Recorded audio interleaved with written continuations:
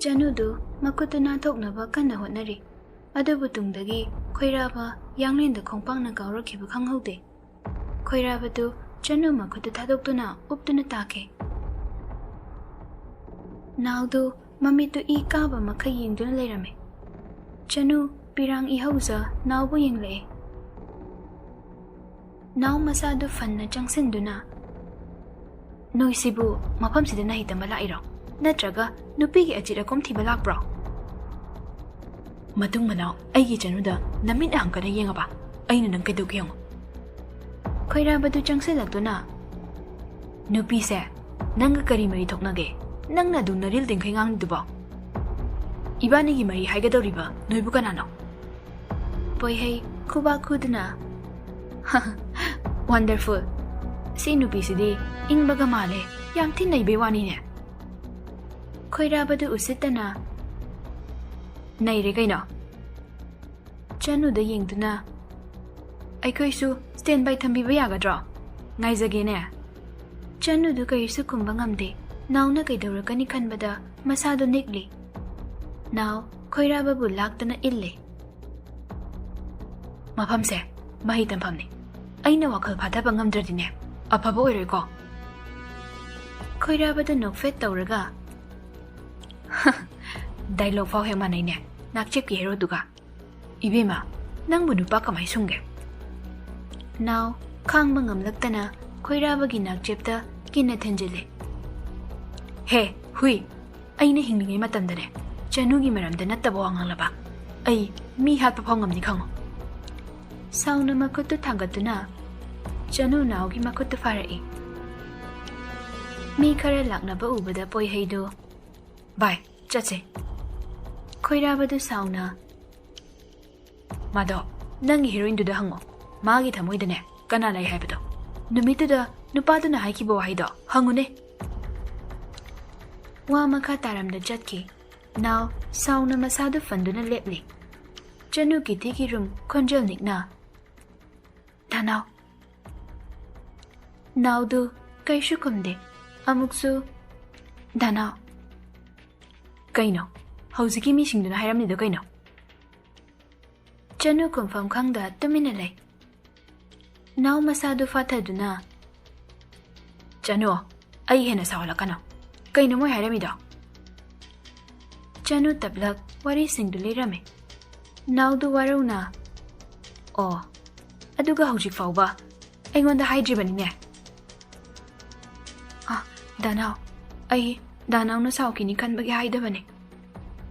Aduga nupaduna hairamniba wangang haiduna kari. Adudi aisu khangdi. Ai mangondadi ahenba kaishu haikide. Now usita minok noktuna. Nangise kan khaliba kaiduro. Danao. Jasilao, yare. Ai pele. Lao di lao. Now do mang tharaga chatli. Khongfam khara chatpaga. Chanu laklamdabaduda sauna tung onthorakli. Adubu Chanu do ningamda naubu yengduna lerame. Aina haisa kanadano. Chanu do pirang iroinana mai leiduna chatke. Now sauna makuta sinduna tanarai. Chanu gi mangla thatuna. Nangise ai usidriba kaidura ha. Now do sauna hairakpane. Adubu Chanu do mapi sintharakpa ubada. Saubangam da tablak. Chanu. Chanu do konjal nikna. Chayo. Ngango. Karaga chayo. Now the chakna yengduna. Danao. Aina ngasi paw kari latki bagino. Hayo. Danao na haiba yadaba kari yaukrabage. Ai koiba chatpro. Harau kumai chatpro. Phone da kanaga wari sage. Now Chanu gi matauda nungai ta yengle. Ngasi pawba. Ai bu thazabidriba kaigino. Aina Danaugi kari thazaba manghangrage. Si pawba ai bu sumlana uriba kaigino. Migi wahai taraga ai bu lana uriba karigino. Chanu konjal nikna hi kapcharai. Danao. Danao. Ai suwaye. दानावना साउखिबदो अइसु वाइ दानावना थाजनबा अइबु करि तौ हाइबनो हा अइगी हक्चांगसे लौगे हाइरबसु लौरो दानाव नाव चनुगी मतौ अमदि वाहैदु ताबदा मपीरा चेंजरक नुंगाइतना चनु लौरो लौरो दानावना अपाम्बा खुदिमक लौरो अदुबु अइबुदि थाजबियो नाव चनुगी मतौदो येंबा ngamdraduna makutuna makokto lamduna mathada chingsille chano fana nganglabasu fana jairabasu dana nangbu lana laukiba numit leithie chanu nawgi mathada hi kapli nangde aigi pumnamakne nangbu nungsiba henmanbana ai mi paibasu fawe चनुगी मकोक्ता नुंगसिना चुप्पगा दाना ngai hakya saubana nganglabasu nangbu warauba thajadaba leite nangbu kanana hanna yengkini khanbada ai leiba ngamdi chanu nungaita hena chetna konsinjai matungda adugumba wa mu han hairaganu nangi hakjang soklaga aina thajagani khanganu dadi nangi thamoidu da pamjabane नाव सुंगांग नंगांगना मपी सिंथदुना से तो मथादगी लौथोक्तुना मपी तेथोक्पी अमुक हना अदुगुंबा वादो दादा हाइरनुको अइना ngaihakke saubagi ngangbada nangna अदुगुंबा वखल खलि कैगिनो चनुदु पी अमुका सु तारकले नावना तेथोक्पीदुना दागी असाउबसे नंगसु खंगलिबा नत्रा हा नंगोंदबु अइना कयाम कुइना साउबा ngamge chano to nangna kappada aying bangam de khangliba natra chanu du machin paina aina kappada ying bangam de kaina aina kapchi phauba sauba su patte aduna dum kappada bane now no fit tawjarakduna o adugira napiga taba makai kaplida chanu sunok fet tawna mangak nomli now mechi kachinduna horendi hotel jangba tabani nasala urodai yai ayeng su changse now confirm du tung handuna e now gi makutu tap na pairakli now di khangboi lakboi makutu khangta thadokduna nang dina hange khangde pura mata mani ne chanu isi sigai nokthari as nupi ne na kizagreda ai ngamaroida chanu momon tawduna nungsina nawbu yenglakduna danaw ai isadagi danaw hena thajai ahing kaya danawgi manakta leirabasu lohongdri fauba ai hakjang thengloi haiba ai khange नाउदो चनु द नुक्सिना येंगदुना मनातोन मचादु सिकतत ले चनु नोकफे तौना यारे बेमा क्लास नमदना याहौद्रेने नंगी निंगाइजिदा सीना फत्रो उदबसु कुइरे पेने येंथोके नाउ ममित कादु लाउथोरक्तुना मरै गादु तिंथोरक्तुना सेसे येंगो फजब्रा चनु नोक्तुना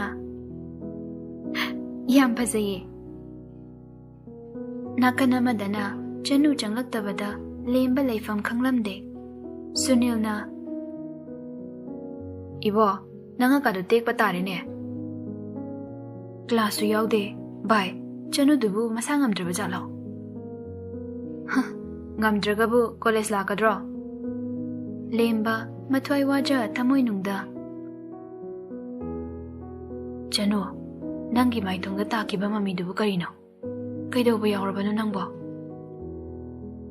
ngai haki matung chanu harauna janglakpadu ubada lemba maithungda su momo nokli chanu ga tungoina na naw janglakpadu high fit yenglui bai nupa se kanano naw ko bune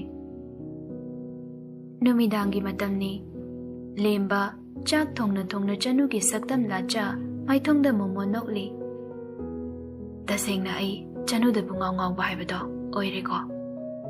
Karigino aina mabu asuk nungsijaruriba. Kari mayabu pubano nangbo. Karamba laigi sayon bu oibano. Mamitu isinjaduna chanugi saktamdu mayek singna thamoida lachari. Talaktuda kunjo janglaktuna. Jathoiba kaino nope ka tawradana. Namit uishinduna kana ningsinglino. Mapana kauribadu tade. Thamoy amadi wakhal chanudagi mami natana atay karisu uba ngamdre. Kunjodu machagi pangbom paiduna. Ichathoy. Chanu. Machinda kangay haidogtuna. Mamitu kangpang pangthorai. Gyan tabada lemba ikay na tuminalay. Karibno. Nate. Chak semta yung bihoro. Makut amuk tanggat, amuk nokfet tau, makok amuk hot. Ay taba ma, nate. Kalu shilugi baba. Wa makha taramda kada thunamak chatke. Kunjo, machagi mataudu ubada nokfet tau na. Oh, ay jase, ngasi di basanta kaido la amaline. Lemba, katam na jangsilak na, famungda famtaja, nokfe tauri. Chano, nang naot pase olit ako. Baba na kayo kalamdo shibo. Chano gisaktam do mitmangda urakli. Upay lita, machinani do siksindu na. As, yaroy da. Ay, soy da nang auraga chat pahabado oerni. Fuk hawgat na. Chanugi saktamdubu thawai tana yekchari. Lemba maithong makalam na yekliba saktamdubu yengja nungsiraba khonjelda. Chanu. Makut na nanduna. Ngasidi thamoygi saktamse lamai sida ningthina tare. Nangi saktambu asumna lacharakani haiba ai khalude. Mathada chena konsinjaraga phamungda longna taki. Chandraga naugasu game sana noi. As tamo phajana sanara uba. Ai wa pangmadongna aina ngamnabane na tawrido loi khangeba. Chandradu nokfet tongna nau makokta nanthaduna. Tamo gidine nangi minukta ne pamiba. Nangi damak pumnamak manglabasu yare. Now to nokfet. Hais, itay madagiti ay nadi halamoyda. Karigi heloy doino, pumna magdagi ay inaw na punghen hele. Tamo, love you. Changsin do na mayamba bu konsili. Now, nanggidamak ne, tamo na nga moyda ba kayo sulayti. Adubo, Chandra mapi irajilai. Kiem late tamo. Ado, hayeng wifi itay madagi ay nahilo ko. Tamo, ay sune, nanang pinaga, ay ga tamo ka kain na ba sila ba, ay napuda doy ni. Chandra do nokli. Punsi chupa, tamo ginagtagi sung inhiloy. Chandra, naugi makutukan na paisili. Tamo, kay dorage. Chandra matin yo taja. Kay shutaw dila. Now kangawde, masaduwa ng lokurak pa, Chandra pa kat na onsin lagto na. Now, kay daw re. Now do, wana lokuri. Chandra ising dulam do na pi. Se, tin karayo tau, taptaw se. Now, ising do tagto na. Tamo, tabak yam na ye. Chandra do pa kat na. Ha, Dr. Jaslo. Kashu tau ray tamo. Nang bulay ro. Se, awgalo, jase. Masay dong upsa lagi hipu bagine. Namit karani di haujin ke, lemba, chanu bulumba lo na yung jaba lepte. Adubu tamoy gi wachimbal tong na kangtok jaba ngamlamde. Sunday gi numit ni, now, yaho baga chanu buning singjay. Romance ka tau da kuire, ngasi di koy babubige. ꯐꯣꯟꯗꯨ ꯂꯧꯊꯣꯛꯇꯨꯅ ꯑꯁ ꯃꯣꯏꯒꯤ ꯃꯌꯥꯝꯕꯗꯣ ꯂꯥꯛꯄꯗꯒꯤꯅꯦ ꯏꯇꯨꯒꯁꯦ ꯏꯔꯦꯟꯖꯅ ꯋꯥꯔꯤ ꯁꯥꯟꯅꯕꯐꯥꯎ ꯐꯪꯗꯦ ꯃꯗꯨꯒꯤ ꯃꯤꯗꯣ ꯀꯥꯏꯗꯅꯣꯝ ꯊꯥꯗꯣꯛꯇꯕ ꯌꯥꯗ꯭ꯔꯦ ꯆꯅꯨꯗ call ꯇꯧꯏ ꯄꯥꯏꯈꯠꯂꯛꯇꯦ two ꯍꯧꯔꯦ ꯃꯥꯏ ꯐꯣꯟ ꯄꯥꯏꯗꯕꯤꯁꯦ ꯑꯣꯏꯔꯦ ꯑꯩꯅ ꯄ꯭ꯔꯥꯟ ꯍꯧꯔꯤꯁꯦ ꯑꯃꯨꯛꯀ ꯇꯧꯁꯤꯜꯂꯤ ꯆꯅꯨ ꯐꯣꯟꯗꯨ ꯀꯤꯆꯟꯗ ꯊꯝꯂꯝꯗꯨꯅ ꯃꯄꯥꯟꯒꯤ ꯊꯕꯛ ꯂꯣꯏꯁꯤꯟꯕ ꯊꯣꯛꯈꯤꯕꯅꯤ ꯈꯥꯕ ꯇꯥꯔꯗꯨꯅ ꯐꯣꯟꯗꯨ ꯌꯦꯡꯂꯨꯏ ꯅꯥꯎꯒꯤ ꯃꯤꯡꯐꯥꯎ ꯃꯊꯣꯡ ꯈꯪꯗ ꯁꯦꯞ ꯇꯧꯔꯤ ꯃꯗꯨ ꯎꯕꯗ ꯈꯥꯕ ꯉꯛꯅ ꯀꯔꯤ ꯍꯥꯏꯔꯤꯕ ꯃꯤꯡꯅꯣꯅꯦ ꯁꯤꯕꯣ ꯉꯥꯏꯍꯥꯛ ꯌꯦꯡꯂꯝꯂꯒ ꯄꯤꯛꯑꯞ ꯇꯧꯏ ꯅꯥꯎ ꯁꯥꯎꯅ ꯍꯥꯏ ꯅꯃꯥꯏꯗꯨꯗ ꯀꯤꯟꯅ ꯊꯤꯟꯅꯤ ꯅꯪ ꯈꯥꯕ ꯈꯣꯟ ꯋꯥꯎꯔꯞ ꯍꯥꯏ ꯀꯅꯥꯅꯣ ꯅꯥꯎꯗꯣ ꯀꯩꯅꯣ ꯀꯅꯥꯅꯣꯗꯦ ꯐꯣꯟꯁꯦ ꯀꯅꯥꯒꯤꯅꯣ ꯅꯥꯎꯗꯣ ꯑꯁꯥꯎꯕꯅ ꯈꯥꯕꯅꯤ ꯀꯥꯎꯊꯣꯛꯂꯨꯏ ꯈꯥꯕ ꯁꯥꯎꯅ ꯀꯅꯥꯅꯣ ꯍꯥ ꯃꯤꯉꯣꯟꯗ ꯐꯣꯟ ꯇꯧꯔꯒ ꯀꯔꯤ ꯋꯥꯉꯥꯡ ꯁꯉꯥꯡꯅꯣ ꯉꯥꯡꯉꯤꯗꯨꯕꯣ ꯍꯥꯏꯔꯣ ꯅꯪ ꯀꯅꯥꯅꯣ ꯍꯥ ꯀꯩꯒꯤ ꯐꯣꯟ ꯇꯧꯔꯛꯂꯤꯅꯣ ꯅꯥꯎ ꯈꯪꯂꯦ ꯈꯥꯕꯅꯤ ꯍꯥꯏꯕ ꯍꯦꯟꯅ ꯁꯥꯎꯅꯤꯡꯅ ꯅꯣꯏ ꯅꯄꯥ ꯆꯥꯒꯦꯅ ꯇꯧꯔꯛꯂꯤꯕ ꯋꯥ ꯃꯈꯥ ꯇꯥꯔꯝꯗ ꯐꯣꯟ ꯀꯛꯈꯤ ꯈꯥꯕ ꯁꯥꯎꯅ ꯃꯤ ꯎꯁꯤꯠꯇꯕ ꯁꯥꯔꯗꯅ ꯀꯅꯥꯅꯣ ꯃꯤꯡꯁꯤꯅ ꯀꯔꯤ ꯍꯥꯏꯔꯤꯕ ꯉꯥꯏꯍꯥꯛꯀꯤ ꯃꯇꯨꯡ ꯆꯅꯨ ꯆꯪꯂꯛꯏ ꯆꯅꯨ ꯍꯦꯛ ꯎꯕꯒ ꯀꯅꯥꯅꯣ ꯖꯨꯒꯣꯠ ꯆꯥꯗꯕ ꯃꯤ ꯐꯣꯟ ꯇꯧꯔꯛꯏꯗꯣ ꯃꯤꯡꯗꯨꯅ ꯀꯩ ꯁꯦꯞ ꯈꯨꯇꯧꯅꯣ ꯅꯥꯎꯅꯤ ꯍꯥꯏꯕ ꯈꯪꯂꯦ ꯆꯅꯨꯗꯨ ꯄꯥꯈꯠꯅ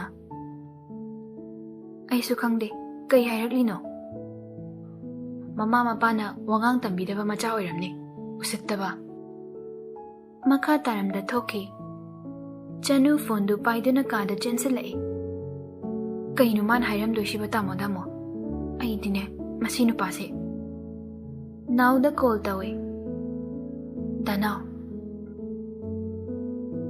ꯐꯣꯟꯗꯨꯅ ꯀꯥꯏꯗ ꯊꯝꯃꯨꯏꯕ ꯆꯅꯨꯗꯨ ꯄꯥꯈꯠꯅ ꯉꯥꯏꯈꯣ ꯑꯗꯨꯒ ꯂꯥꯏꯔꯤ ꯑꯩꯈꯣꯏ ꯇꯥꯃꯣꯗ ꯀꯩ ꯍꯥꯏꯔꯨꯒꯦ ꯀꯔꯤ ꯍꯥꯏꯔꯛꯏꯅꯣ ꯅꯥꯎꯅ ꯍꯥꯏꯈꯤꯕꯗꯨ ꯂꯤꯔꯛꯏ ꯃꯊꯧ ꯂꯩꯇ ꯐꯣꯟ ꯄꯥꯏꯔꯛꯑꯒ ꯈꯣꯟꯒ ꯍꯥꯎꯔꯛꯇ꯭ꯔꯗꯅ ꯏ ꯍꯦꯛ ꯀꯥꯔꯛꯄ ꯇꯥꯃꯣꯗꯣ ꯌꯥꯝ ꯁꯥꯎꯍꯧꯕꯅꯤ ꯅꯥꯎꯁꯨ ꯅꯣꯛꯇꯨꯅ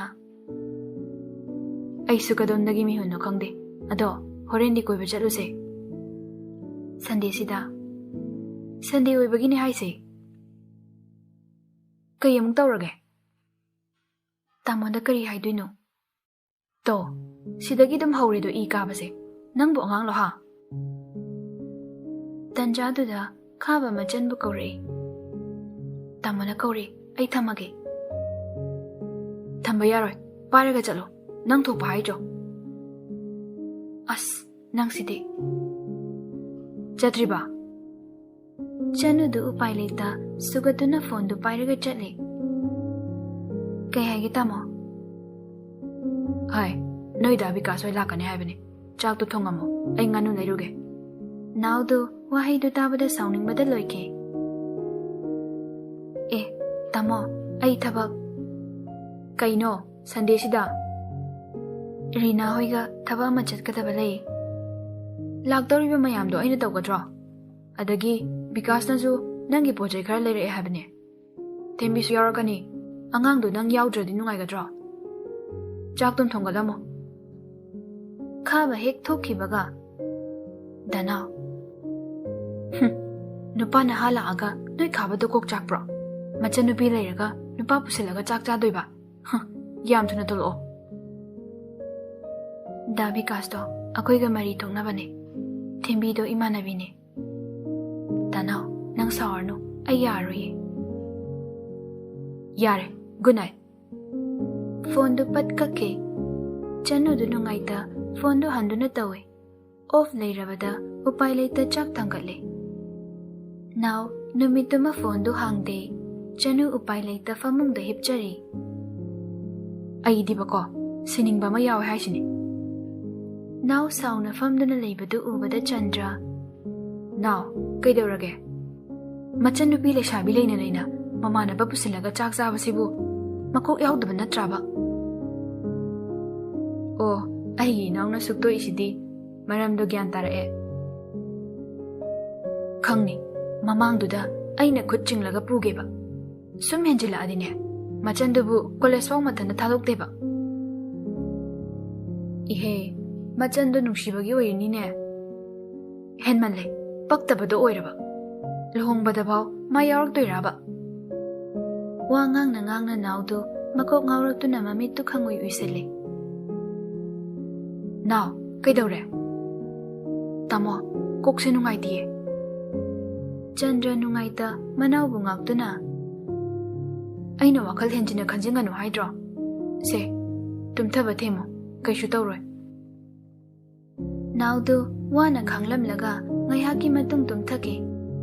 Tumliba manawbu pirang iroinana yengjaram kadagi thoke.